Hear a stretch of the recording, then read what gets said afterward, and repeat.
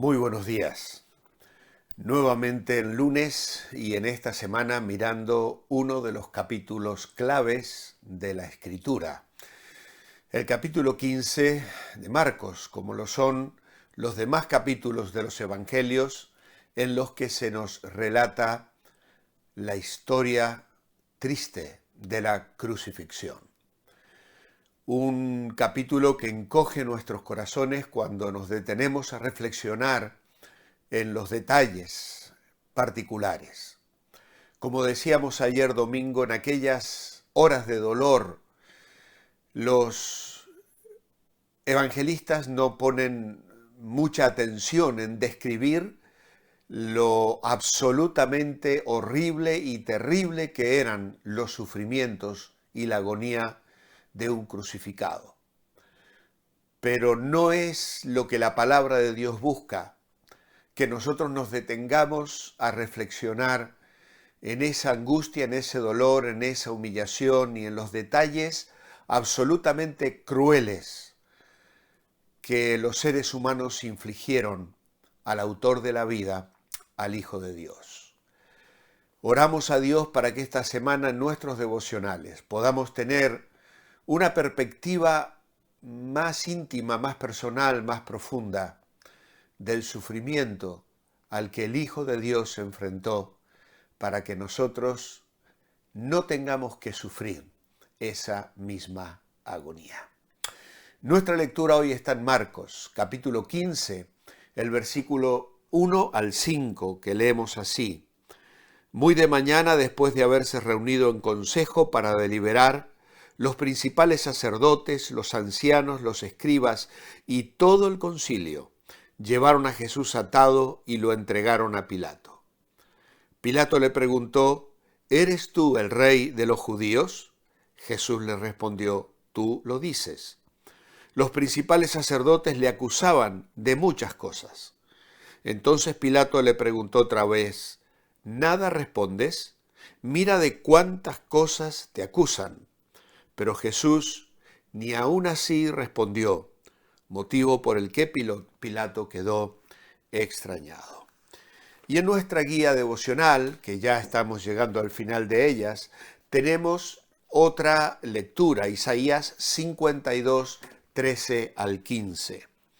Dice así la palabra de Dios, mi siervo será prosperado, será engrandecido y exaltado, será puesto muy en alto.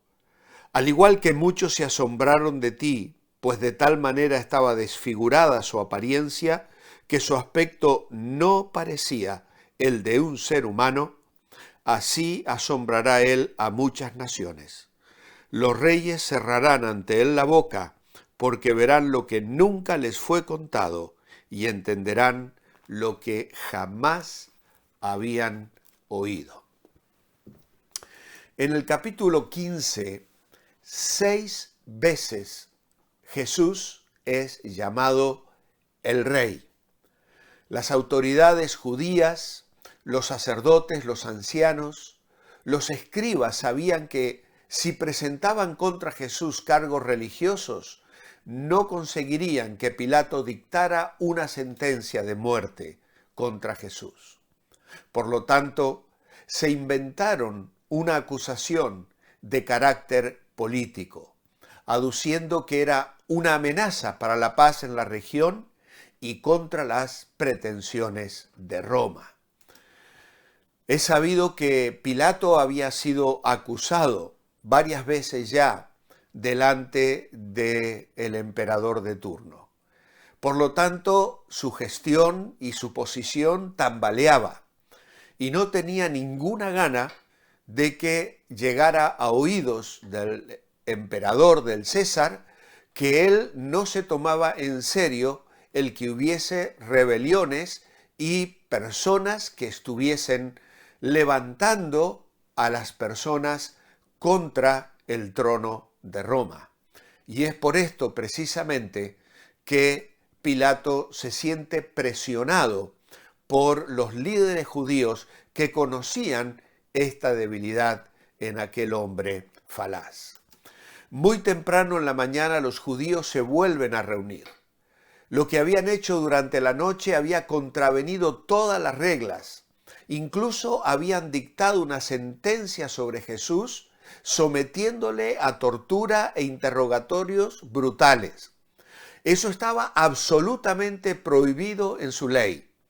De ninguna manera una persona detenida podía ser condenada al menos hasta que pasaran 3 días en los que se pudiera ver y rever las acusaciones y se pudiera llevar un juicio decente, como realmente correspondía. Nada de esto acontece con Jesús. Si nos pusiésemos a enumerar la cantidad de reglas y de normas que los líderes judíos pasaron por arriba y dejaron de lado aquella noche, son muchísimas. Le han declarado culpable de blasfemia y digno de recibir una pena máxima, pero ellos no podían llevar a cabo esa sentencia. Necesitaban la cooperación del gobernador romano. Por lo tanto, Poncio Pilato es el que debía sentenciar. Y no lo haría porque decía ser hijo de Dios. Lo haría si pretendía ser reconocido rey de Israel. Ahora llevan a Jesús atado. Ellos saben que eso no era necesario. Luego de toda una noche de golpes, de burlas y diversas formas de humillación, más la imposibilidad de tener algún descanso, Jesús no representaba absolutamente ningún peligro. Pero le atan para presentarlo ante el gobernador como un criminal peligroso, un agitador al que hay que tener bajo estricta vigilancia. El maestro de la vida hizo 6 largas caminatas como reo. Caminó del jardín de Getsemaní a la casa de Anás, de la casa de Anás hasta la casa de Caifás, de la casa de Caifás hasta la casa de Pilato, de la casa de Pilato a donde se hospedaba Herodes y de la casa de Herodes Antipas nuevamente hasta la casa de Pilato. Y finalmente de la casa de Pilato caminaría hasta el Calvario. Jesús era conducido de un lado a otro porque nadie quería responsabilizarse por la muerte del hombre más famoso en Jerusalén. Fue escupido y humillado varias veces. Fue considerado doblemente falso, falso hijo de Dios y falso rey.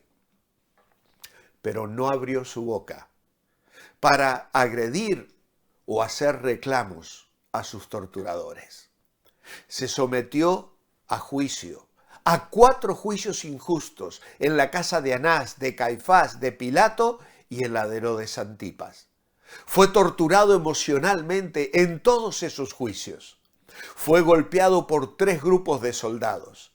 Fue mutilado por los azotes en la casa de Pilato, así como coronado de espinas, como si fuese un falso y frágil rey.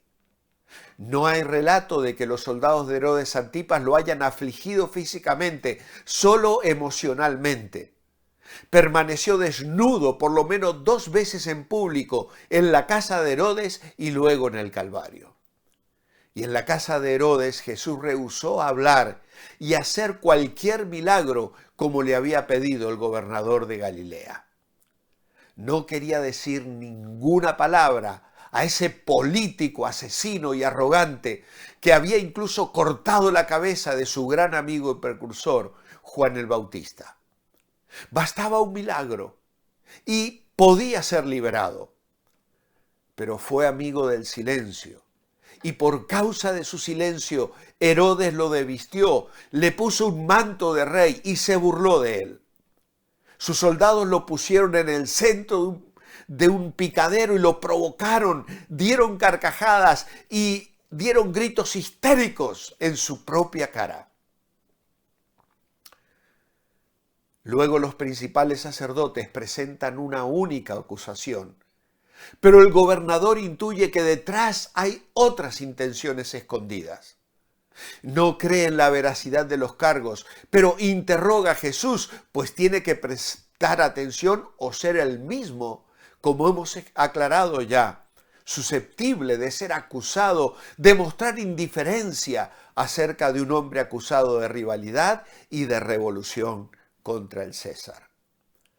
Jesús se limita a aceptar la afirmación de Pilato sobre su realeza, cosa que aquel gobernante no podía entender.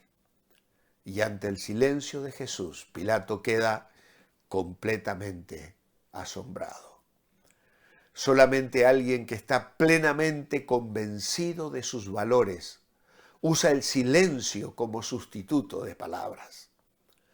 Todas las veces que necesitamos hablar demasiado para convencer a los otros, nos estamos sintiendo inseguros. Por eso argumentamos y hablamos e intentamos convencer.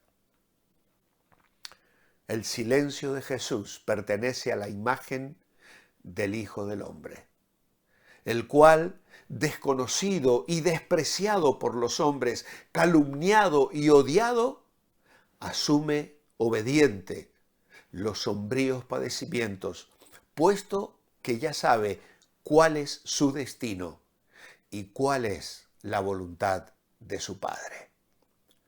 Él llenaría de asombro a muchos por la profundidad de su degradación, al punto de no parecerse siquiera a un ser humano. Pero como hemos leído en la profecía, su exaltación sorprenderá a las naciones. Y en esta mañana nuestros corazones se elevan para decir: ven, ven Señor Jesús, ven pronto. Aguardamos el día de tu vindicación ante el mundo, la humanidad entera y las naciones, en las que toda rodilla se doblará y toda lengua confesará que Jesucristo es el Señor, para la gloria de Dios Padre. Nosotros hoy le confesamos. Nosotros hoy, conmovidos por el silencio del Cordero de Dios que no abrió su boca y que fue llevado delante de sus trasquiladores al matadero, sabemos que en silencio lo hizo, ocupando nuestro lugar. Así tenemos hoy perdón, así tenemos hoy esperanza. Al que no conoció pecado, por nosotros lo hizo pecado, para que nosotros seamos hechos justicia de Dios en él. Mi oración escrita esta mañana es: amado Padre, hoy estamos conmovidos por el silencio de Jesús. Él no abrió su boca y en silencio enfrentó el desprecio, la burla y aún la muerte. Tenía razones para defenderse y evitar la cruz, pero cerró sus labios, aceptando el juicio que nos correspondía a nosotros. Murió en nuestro lugar. Hoy le amamos y le proclamamos nuestro Señor y Salvador. Te adoramos y bendecimos hoy en el nombre de aquel que guardó silencio, el Señor Jesús. Amén. Os espero mañana martes. Seguiremos meditando en este capítulo. Mientras tanto, manteneos bendecibles.